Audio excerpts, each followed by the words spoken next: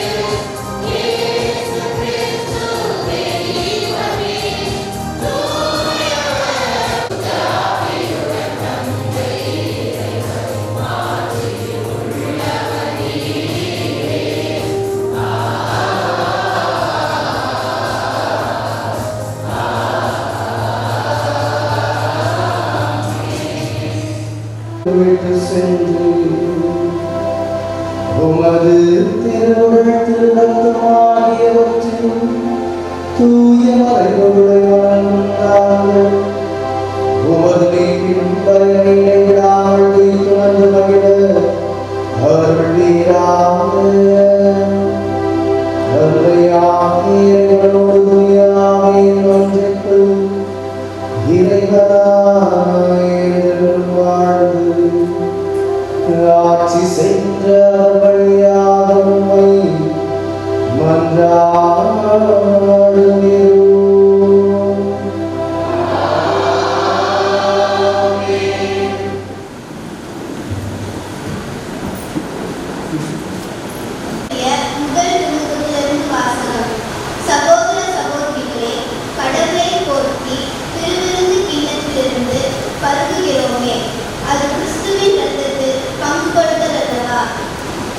அப்பத்தை விட்டு உண்ணுகிறோமே, அது கிறிஸ்துவின் உடலில் பங்கு கொள்ளுதல் அல்லவா?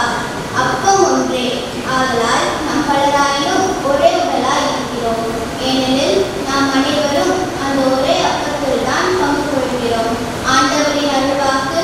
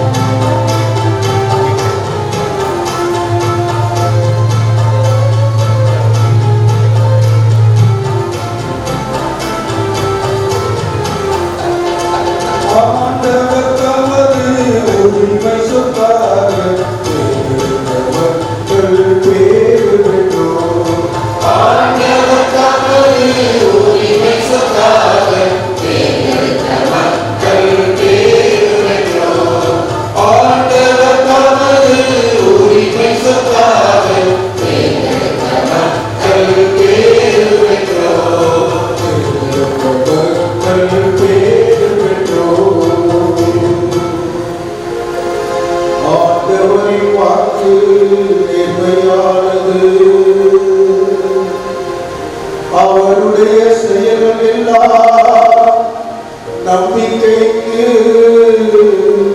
உரியவை.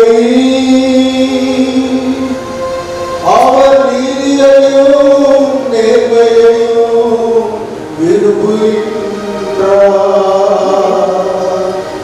அவரது பேரன்பால் உலகு நிறைந்துள்ளது.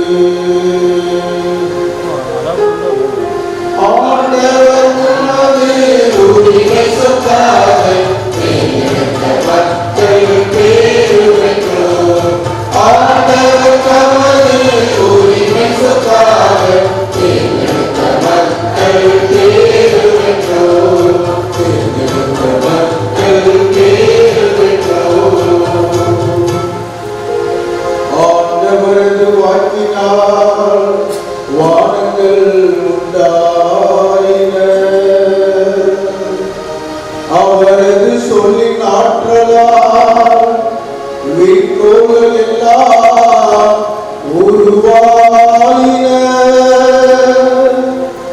அவர் சொல்லி உலகம் உண்டானது.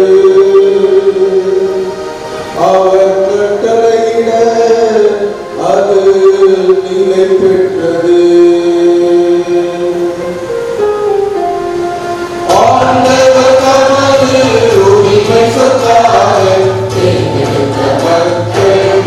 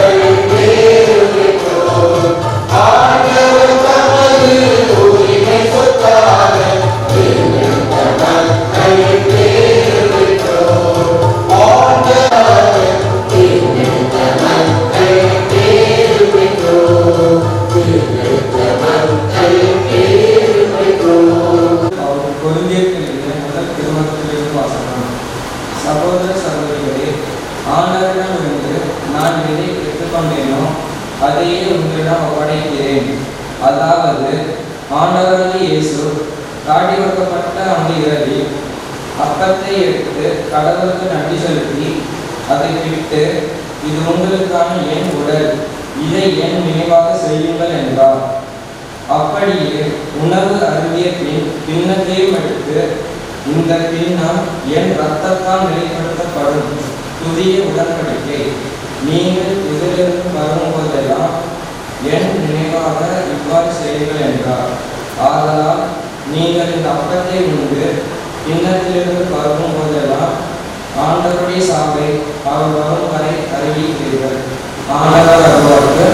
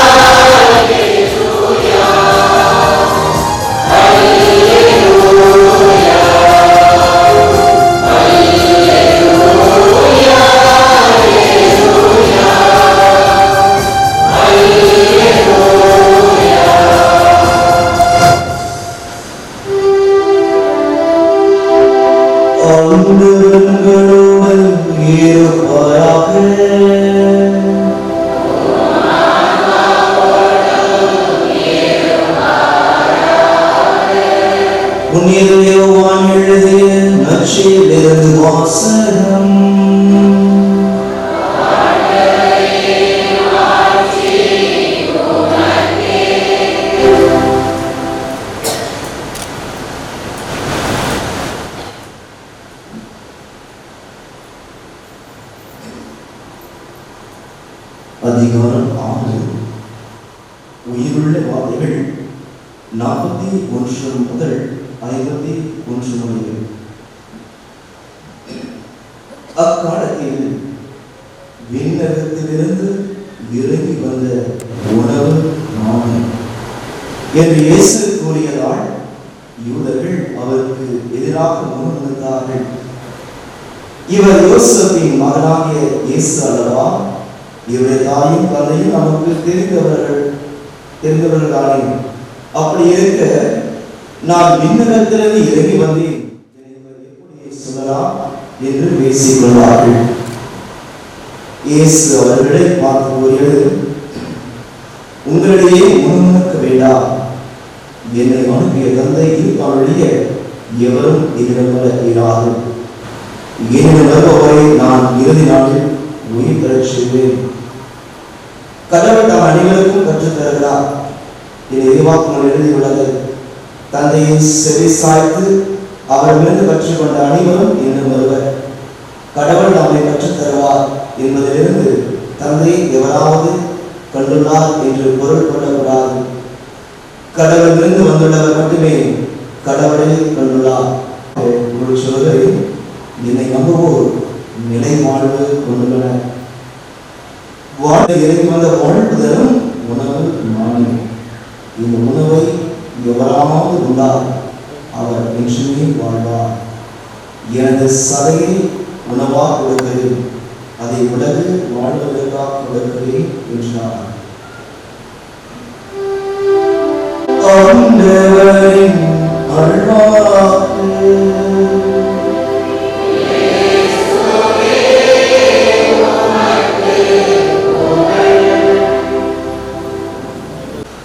இந்த நாளிலே இந்த குழந்தைகள் வாழ்விலே ஒரு சிறப்பான நாள். ஆண்டவர் இயேசு முதலாக இவர் உள்ளத்திலே வரப்போகிறார், ஒவ்வொருவரையும் ஆசீர்வதிக்கிறார். இரண்டு விழாக்களை எடுத்து பார்த்து கொண்டிருக்கிறோம். ஒன்று நற்கருணை, இரண்டாவது தமத்துவ திருவிழாவை சிறப்பித்து வருகிறோம். மூன்று இறைவன் விழாவை சிறப்பாக இந்த நாளிலே இந்த குழந்தைகளுக்காக சிறப்பாக ஜெபிக்க அழைத்து கொண்டிருக்கிறோம்.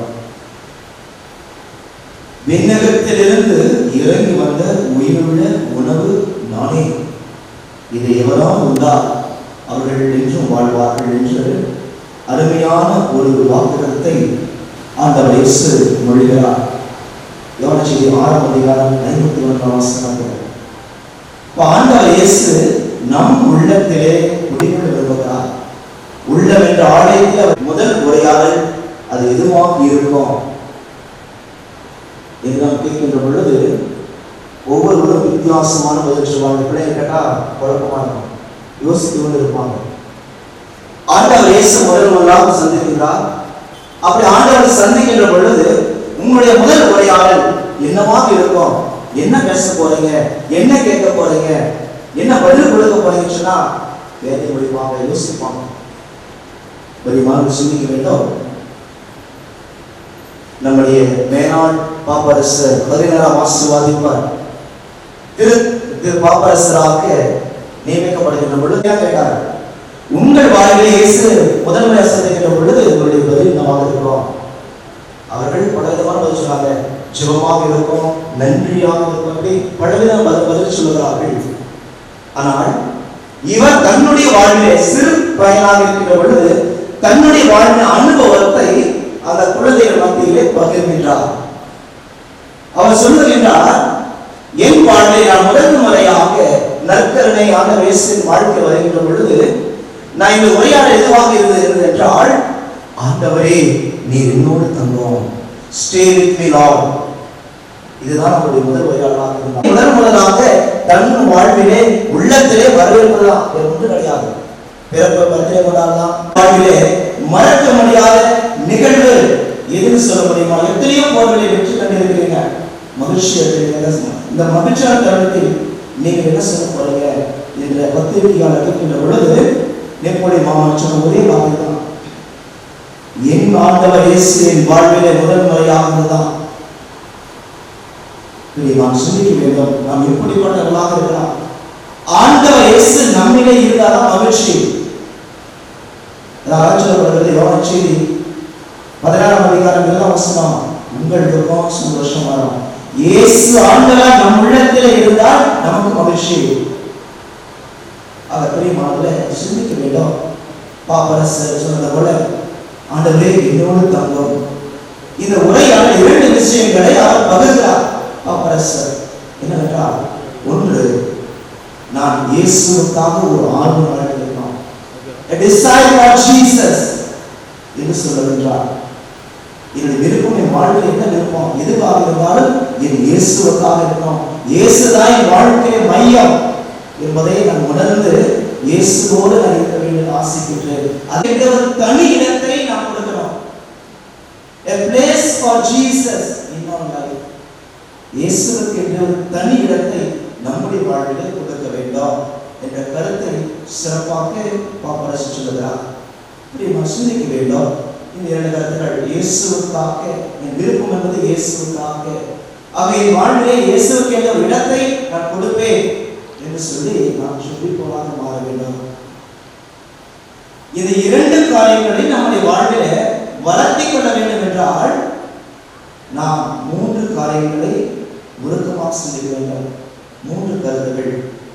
இயேசு மீது அன்பு இருக்கிறது, பாசம் இருக்கிறது, விருப்பத்தை அதிகரிக்க வேண்டும், இயேசுவுக்கு தனி இடத்தை நாம் ஒதுக்க வேண்டும் என்று சொல்லுகின்ற பொழுது நம்முடைய உள்ளத்தில் நாம் சில கருத்துக்களை 3 கருத்துக்களை சிறப்பாக ஆழமாக நாம் சிந்திக்கிறோம்.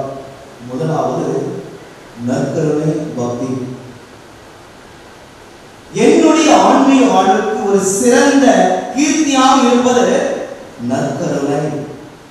இதை திருச்சபையிலே மிக மையப்புள்ளி என்றால் நற்கருணை தான், எது கிடையாது. எந்த மதத்திலும் எந்த திருடைய சபையிலும் கூட இல்லாதது ஒன்று இந்த கத்தோலிக்க திரு அவையில் இருக்குது என்றால் அது நற்கருணை தான். அதான் மையம். சிறப்பாக சென்ட்ரல் இயேசுவின் பிரசன்னம், இயேசுவின் திரு உடல் ஒவ்வொருவருக்கும் வாழ்வளிக்கின்றது. அதற்கு ஆழமான பக்தியை வளர்த்து கொள்ள வேண்டாம். குழந்தை தெரேசாவை இயேசு சந்தித்தார். சொல்லுகிற பொழுது ஆண்டவர் சொல்லுகின்றார், மகளே நீ ஒரு முறையாவது தெய்வீக திருப்பதியை பங்கு என்று அடுத்த பதில் ஆண்டவர் சொன்னார். குழந்தை தெரேசா சிந்திக்கும் அந்த அளவுக்கு நாம் திருப்பலிக்கு மகத்துவம் கொடுக்க வேண்டும். முழுமையான திருப்பலியை பங்கேற்பவர்களாக இருக்க வேண்டும். ஆகவே அப்படிப்பட்ட ஒரு மனநிலை நம்ம வாழ்க்கையை வளர்த்திக் கொள்ள வேண்டும், அதிகரித்துக் கொள்ள வேண்டும், உருவாக்கி கொள்ள வேண்டும். பாதி புசுக்கு வந்துட்டா நான் கேட்டி நற்கரை பெற்றுள்ளேன் ஆசையெல்லாம் சரிதான். ஆனால் முழுமையான தெய்வீக திருப்பலியில என்னால் பங்கு பெற இயலுகிறதா? இது நாம் ஆழமாக சிந்திக்க வேண்டும். பிரியமானவர்களே, நம்முடைய வாழ்க்கையை இந்த நற்கருணை பக்தி வளர்த்துப்பட வேண்டும். சில நாட்களுக்கு நமக்கு தெரியும், கேரள் ஒரு சிறுவனாக இருந்தவர் 15 வயதுதான் புற்றுநோயால் இறந்து போனார். நற்கருணை மீது அளவற்ற பக்தி உள்ள ஒரு மகனாக இருந்தார். அவர் தாய் இருந்தார். அப்ப அந்த தாயிடம் கேட்கிறார்கள், இப்பொழுது உடைய மகனுக்கு அருளப்பட்டும் பாப்பரசர் பிரான்சிஸ் வழங்க இருக்கிறார். இன்னும் அடுத்தபடியாக புனிதர் பட்டம் வழங்க போகப்படுகிறது. ஆகவே எப்படி இந்த புனிதத்துவத்தை இந்த பிள்ளை உள்ளத்தில் வளர்க்க நீ என்ன செய்தீர்கள் என்ற கேள்வி கேட்கிறார் இந்த தாயும். உங்க மகனுக்கு இந்த அளவுக்கு ஆன்மீக பக்தி வளர்க்க காரணம் எது என்று சொல்லுகின்ற பொழுது அந்த தாய் சொன்னார்கள், என்னுடைய மகனை நான் ஒன்றை செய்வீங்க, ஒன்றை தவிர என்று சொன்னார்கள் பதில். அது என்ன ஒன்றை தவிர? அவர் சொன்னாங்க, நான் செஞ்ச ஒரே ஒரு வேலை, எல்லா நாளும் கையை பிடித்து அழைத்து சொல்வேன். இது ஒரு வேலை தான் என் பையனை நான் செஞ்சது என்று சொன்னார். பிரியமானவர்களை சிந்திக்க வேண்டும், நற்கருணை பக்தி இருக்கணும். இந்த தாய் தன்னுடைய மகனை அழைத்து வந்தார். 15 வயது இருந்தாலும் கூட இன்று புனிதர் பட்டம் பெற்றிருக்கிறார். நம்ம மத்தியிலே ஒரு புனிதர் வாழ்ந்து கொண்டிருக்கிறார் என்றால் அவர் எந்த அளவுக்கு நற்கருணையை அவர் வாழ்க்கை மையப்படியாக வைத்திருப்பார், எந்த அளவுக்கு திருப்பலி மகத்துவத்தை தன் வாழ்க்கையில் உணர்ந்திருப்பார் என்று சிந்திக்க வேண்டும். உங்க வயசுல அவர் இருக்கும். அவர் எங்க பாடம் பிக்சர்ஸ் எல்லாம் அப்படிப்பட்ட ஒரு புனிதராக கடவுள் தேர்ந்தெடுத்திருக்கிறார். ஆக பெரிய சிந்திக்க வேண்டும், நற்கருணை பற்றி வளர்த்து கொள்ள வேண்டும். இது அழகாக புனித பியோ சொல்லுவாங்க, சூரியன் இல்லாமல் கூட ஒரு உலகத்தில் ஒரு மனிதன் வாழ முடியும், ஆனால் திருப்பலி இல்லாமல் ஒரு மனிதன் வாழ முடியாது என்று தெரிந்து வச்சுக்கிறார். அப்ப தெய்வீக திருப்பலி இயேசு கிறிஸ்து தன்னை உழைத்துக் கொள்கிறார், பகிர்ந்து ஒவ்வொருவரும் வாழ்வழிக்கின்றார். அதுதான் தெய்வீக திருப்பலி. முழுமையாக பங்கேற்பவர்களாக மாற வேண்டும். புனித டொமினிக் சாவியோ உங்களுக்கு தெரியும், உங்களை பரிசுத்தவானாக இருந்தார். அவர் எந்த அளவுக்கு நற்கருணையை பற்று வைத்திருந்தார், விசுவாசம் வைத்திருந்தார் என்றால் அந்த அளவுக்கு அவர் வைத்திருந்தார். எல்லா தெய்வங்களையும் பங்கு பெற வேண்டும், இங்க ஸ்பிரிச்சுவலாக பணியாற்ற வேண்டும், பக்தியோடு குருவை நோக்கிக் இருக்க வேண்டும். இயேசு உலகத்தினுடைய உட்கொண்டு அந்த பக்தி உணர்வை வெளிப்படுத்தினார். வாய்ப்பு இல்லாத போது என்ன செய்வாரு, ஆளையெல்லாம் போட்டுப்படுகின்ற பொழுது அந்த கதவு துவாரத்தில் அந்த ஓட்டையிலிருந்து பார்ப்பாராம், இயேசு நற்கருணை உற்று நோக்குவார். அந்த அளவுக்கு ஆழமான ஒரு விசுவாசம், நம்பிக்கை தன் வாழ்க்கையை அதிகரித்துக் கொண்டார் புனித டொமினிக் சாவியோ. சிறுவனாக இருக்கிறார், நீங்கள் ஒரு சிறந்த புனிதராக, குழந்தைகளுக்கெல்லாம் ஒரு பாதுகாவலாக இருக்கிறார். நீங்களும் இது போல மாறும். அதற்காக நாளிலே அழைக்கப்பட்டிருக்கிறீர்கள். இரண்டாவது சிவமாலை பக்தி. சிவமாலை சொல்லுகின்ற பொழுது நான் சொல்றோம், மாதத்துக்கு கிடையாது, இயேசுவினுடைய பிறப்பு முதல் இன்னற்ற வரலாறு, அன்னை மரியாதை மீட்பு பற்றி நாம் சிந்திக்கின்றோம். அவர் சொல்லுவார், சிவமாலை நம்மளை எல்லாத்துக்கும் பாதுகாக்கணும். பிரியமானவர்களே, இதுதான் உண்மை. இதான் நம்முடைய புனித பியோ சொல்லுவாங்க, உங்களுடைய வாழ்வில் தொல்லைகளையும் தீமைகளையும் எடுத்து நிற்க ஒரு உன்னதமான ஆயுதம் சிவமாலை என்று சொல்லுவாங்க. ஆகவே சிவமாலை சொல்லப்படவில்லை. சிவமாலை சொல்லிப்பாருங்க, எந்த தீசத்தையும் நேராது, எந்த வாதைகளும் அணுகாது, கடவுள்களை பாதுகாப்பார். இதான் 14 பாப்பரசர் சொல்லுவார்கள், ஒரு குடும்பத்திற்கு நேரடியாக ஆசீர்வாதம் அந்த குடும்ப சிவமாலை நீங்கள் அர்ப்பிக்க வேண்டும், செழிக்க வேண்டும் என்று அழகாக சொன்னார். ஆக சிவமாலை செழிக்கிற வீராங்கனைகளாக வீரர்களாக நாம் மாற வேண்டும். அன்னை மரியாதையும் இயேசுவையும் செபமொழி நாம் அவர்களே தியானி உடல் இறையியல் தனிப்பட்ட முறையில் நீங்கள் பலவிதமான காரியம் செய்யலாம். தூய ஆவியானவர் உங்கள் உள்ளம் என்ற ஆலயத்திலே குடிகொள்கிறார். ஆண்டவர் ஆலயங்கள் விரும்புகிறார். இலவசமாக உன் உள்ளத்தை தங்க விரும்புகிறார், உங்களோடு கலக்க விரும்புகிறார். ஆகவே கலந்து உங்களோடு ஆசீர்வதிக்க ஆண்டவர் விரும்புகிறார். ஆகவே இந்த இனிய ஆண்டவர் தன்னுடைய சாயலாக நம்ம படைத்திருக்கிறார். இந்த புனிதத்தின் சாயலாக நாம் எப்பொழுதும் தொடங்க வேண்டும், எப்பொழுதும் நாம் ஆன்மீகத்திலே வளர வேண்டும். தெரியும், ஒரு சந்தோஷமான ஒரு இடம், மகிழ்ச்சியான ஒரு இடம். ஆகவே அங்கு ஆதாம் ஏவாள் பாவம் செய்வதற்கு முன்பாக எவ்வளவு மகிழ்ச்சியான சொல்ல முடியாது, அந்த அளவுக்கு மகிழ்ச்சியாக தன்னோடு இணைந்து செயல்பட்டார்கள்.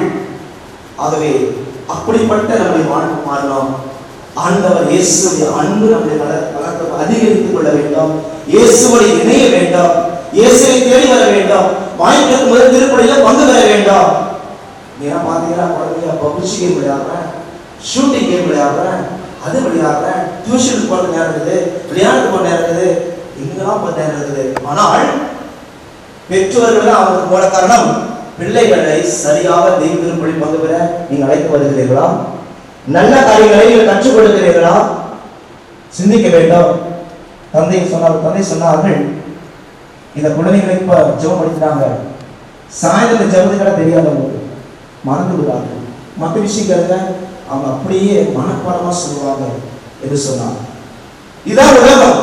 கடவுளை பற்றி அறிய நமக்கு தேவை கிடையாது, அல்லது ஆன்மீக பணியிலே உயிர்வாழ செய்ய நமக்கு தேவை கிடையாது, அல்லது பங்கு பணியாளர் அல்லது கண்ணியர்கள் அல்லது ஆசிரியர்கள் சொல்லிக் கொடுப்பது தலையில் ஏறாது. காரணம், இது எனக்கு உதவாது. எதுக்கு உதவும்? பெரிய டியூஷன் கிளாஸ், அந்த கிளாஸ் எனக்கு வாழ்க்கை உதவும். பெரியமா சிந்திக்க வேண்டும். நீ எந்த நிலையில் இருந்தாலும் ஆண்டவர் இயேசு கிறிஸ்துவை வாழ்க்கை முதன்மைப்படுத்த என்றார். அந்த குடும்பமும் அந்த தனிப்பட்ட நபர வாழ்க்கையில முன்னேற வேண்டும். ஆகவே இந்த நாளிலே இந்த சிறு குழந்தைகள் தன் வாழ்க்கையில் 3 சிறந்த காரியங்களை வாழ்க்கையிலே அணையாதீரமாக காத்துக் கொள்ள வேண்டும். ஆண்டவர் இயேசு உள்ளத்திலே நிலைத்திருக்க விரும்புகிறார், என்னோடு தங்க விரும்புகிறார். ஆண்டவரே என்னோடு தங்கும், என்னை ஆசீர்வதியும் என்று சொல்லி ஜெபிக்கணும். ஆண்டவர் சொல்றாரு, யோவான் செய்தி 15:4 நீங்க என்னோடு இணைந்தார்கள் உன் வாழ்க்கை ஒன்றும் செய்ய முடியாது. நீங்க இயேசுவோடு இணையாமல் ஒன்றும் செய்யலாம். இயேசுவோடு இணைய நாம் தெய்வத்திற்கு கொண்டு வர வேண்டும். செவமான சொல்ற பழக்கம், ஆன்மீக உயிர்வாழ் செய்தார்கள், உன் வாழ்க்கை செயல்கள் யார் செய்கிற பொழுது கடவுள் பிரியமுள்ள மாற முடியும். கடவுள் ஆசை உங்களிலே நிலைத்திருக்கிறோம். இந்த நாளில் நாம் 3 இறைவனை நாமம் செலுத்திக் கொண்டிருக்கிறோம். தந்தையாம் கடவுள் படைப்பவராகவும், மகன் மீன் படைப்பவராகவும், தூய ஆவி பாதுகாப்பவராக வழிநடத்துவராக இருக்கின்றார்கள். ஆழ்நிலையில் தனித்துவம் இருந்தாலும் இறையில் ஒருமையிலும் மகத்துவத்தில் சமத்துவத்திலும் அவர்கள் நிலைத்திருக்கிறார்கள். அந்த 3 இறைவனை நாம் ஆராதிக்கிறோம். தொடர்ந்து 1ஆம் அதிகாரம் 16 சொல்கிறது, ஆண்டவர் சொல்கிறாரு, ஆண் படைப்பை படைத்திருப்பாரு, இந்த மனிதர்களை நமது சாயலாக படைப்பதை நான் சொன்னார். இப்ப நமது என்பது தந்தை மகன் தூய ஆவி அல்ல பிரசனம் ஒரு மனிதனை உருவாக்குறது. அப்ப 3 பிரசனம் இருக்கு, இவ்விடத்தில் இருக்கிறது என்பதை பார்க்கிறோம். ஆனால் அந்த 3 இறைவனை பற்றி நம்முடைய மனித அறிவாற்றலால் ஞானத்தால் ஒருவரும் புரிந்து கொள்ள முடியாது. இது ஒரு மறை உண்மை. உருவமாக சொன்னால் ஒரு பெண்ணானவள், ஒரு கணவனுக்கு மனைவி, ஒரு குழந்தைக்கு தாய், ஒரு பள்ளியிலே ஆசிரியர், 3 சேர்ந்து செய்வாங்க ஒரே பெண்ணாக. இது ஒரு உருவகம். இப்படிதான் புரிந்து கொள்ளக்கூடிய வழிய ஆண்டவர் 3 இறைவனை ஆழமாக புரிந்து கொள்ள முடியாது, விவரிக்க முடியாது. ஆக பிரியமா சிந்திக்க வேண்டும். கடவுள் நான் அடுத்தவர் என்று வாக்களிக்கின்றார். கடவுள் நம்மோடு இருக்கிறார். அந்த வாக்கு என்னவென்றால், கடவுள் நம்மோடு செய்தான், நான் உன்னோடு இருக்கிறேன், நான் 3 இறைவன் பிரசனம் உங்கள் வாழ்விலே உண்டு. ஆகவே அதை பற்றி ஆராய்க்க வேண்டாம். இந்த 3 இறைவனை பற்றி சிந்திக்கின்ற பொழுது பல மனிதர் சிந்திக்கலாம், ஒன்றும் கண்டுபிடிக்க முடியாது. ஒரு மனிதன் 3 இறைவனை அணிந்து கொள்ள ஆசைப்பட்டால் நாம் ஓடிட்டே இருப்போம், மனசுத்தி ஓடிக்கொண்டே இருப்போம். ஒரு ஓடிக்கொண்டு இருப்பார், ஆனா என்னையா பிடிக்க வேண்டும் நினைப்பேன், ஓடிட்டே இருப்பேன். எவ்வளவு வேகமாக ஓடி இருந்தாலும் அந்த மனத்தை கொண்டிருப்பேன், ஆனால் என்னை பிடிக்க முடியாது. இது போலதான் நம்முடைய அறிவு ஆற்றல். மூவர் இறைவனை நாம் தொட முடியாது, அவருடைய ஆழமான அர்த்தத்தை புரிந்து கொள்ள முடியாது. இது ஒரு மறை உண்மை. எப்படி என்னையே நம்ம மனசை ஓடுவது பிடிக்க முடியலையோ, இதே மூவர் இறைவன் பிரசனத்தை அல்ல அவனை 3 தன்மையை 3 நபர்களா ஒரு ஆளா யாரு இதை பற்றி ஆராய வேண்டாம். மூவர் இறைவன் 3 ஆட்கள் ஒரே கடவுள் வள்ளுவனோடு சேர்ப்பதா அதை நீ விசுவாசத்தை ஏற்றுக்கொள். இது மறை உண்மை. இதுதான் அகஸ்டினா தன்னுடைய அறிவாற்றால் புரிந்து கொள்ள வேண்டும் கடற்கரைக்கு போறாரு. அப்படியாக தியானிகள் எப்படியாவது மூவர் இறைவனை பற்றி சிந்திக்கலாம் கண்டுபிடிக்க வேண்டும் என்ற தன்னுடைய அறிவு கொண்டு முடிவு என்று செய்கின்றார். ஆனால் அங்கு ஒரு சிறு குழந்தை கடல் போறதுல குழி தோண்டி கடலிலெல்லாம் இதெல்லாம் ஊற்றுமுறை சொல்லி முயற்சி செய்து கொண்டிருக்கிறது. இதை பார்த்த அகஸ்தினார், இது எப்படி உண்ண முடியும், இந்த கடலிலெல்லாம் சிறிய குழியில ஊற்ற முடியுமா? அப்பொழுது குழந்தை வழிவந்த மனம் சொல்கிறார், உனக்கே மூவர் இறைவனை பற்றி இந்த அளவுக்கு புரிந்து நினைக்கிறாயே, அதே போல இதுவும் நடக்கும் என்று சொல்லும் பொழுது அன்றுதான் உணர்ந்தா நான் விட்டா. காரணம், கடவுளை மூவர் இறைவனை என்னுடைய சிறு மூளையினால் அறிவினால் என்னால் அதை கண்டுபிடிக்க முடியாது, அறிந்து கொள்ள முடியாது, தெரிந்து கொள்ள முடியாது என்று சொல்லி அவர் தன்னையே கடவுள் சிறந்தாக்குகிறார். அன்றைய ஒன்றும் ஆண்டவர் உண்மை புரிந்து கொள்வதாக வெளிதல்ல, இந்த மனித சக்தினால் மூளையினால் முடியாது ஆண்டவர் என்று சொல்லி அவர் பல ஆண்டுகள் கழித்து சொல்றாரு. இது எப்படி இருந்தால் கடவுளுடைய அன்பை பிறரோடு பகிர்வு வழியாக பிறரோடு வாழ்வது வழியாக தான் அந்த மூவர் இறை பிரசனத்தை நம்மளால் உணர்ந்து கொள்ள முடிய மற்றது அந்த அறிவாற்றலால் அறிந்து கொள்ள முடியாது என்று எழுதி வைக்கின்றார். அது அன்பினால் காணக்கூடிய சொல்றார். ஒரு மனிதன் அன்பினால்தான் மூவர் இறை பிரசனத்தை உணர முடியும் என்று தன்னுடைய புத்தகத்தில் எழுதி வைக்கின்றார். பிரியமானவர்களே, விசுவாச பார்வையில் தான் பார்க்கணும். மனிதனுடைய அறிவினால் பார்க்கக்கூடாது மூவர் இறைவன் யார் இவர் என்று. பிரியமானவர்களே, தந்தை மகன் தூய் ஆவி திருமொழிக்கும் போதும் சிறு வரையறுக்கும் பொழுது அந்த மூவர் இறைவன் பிரசனம் நம்முடைய வாழ்வில் விடப்படுகிறது, ஆசீர்வதிக்கிறது, பிரசனத்தால் நம்மை வாழ்வில் நிரப்புகிறது என்பதை சிந்திக்க வேண்டும். இது ஒரு மறை உண்மை. படித்து வந்திருக்கிறான், படிக்காத பார்த்து நீ மாறி நினைக்கிற, நீ எப்படி கடவுள் மூவர் இறைவன் இருக்கிறார் என்பதை எப்படி நம்புகிறாய்? நான் நம்ப மாட்டேன், நான் படிச்சுட்டேன், நம்ப மாட்டேன் என்று கடைத்தரத்தோடு சொல்றாரு. அப்ப அந்த மாணவன் என்ன சொல்றான், சரி நான் நம்புகிறேன், எனக்கு கடவுளின் நம்பிக்கை இருக்கிறது, மூவர் இருக்கிறார், ஒரே கடவுள் 3 ஆட்கள் நம்புகிறேன். அது எப்படி எனக்கு சொல்லு பார்க்கலாம், காண்பி என்று சொல்லுகின்றார்.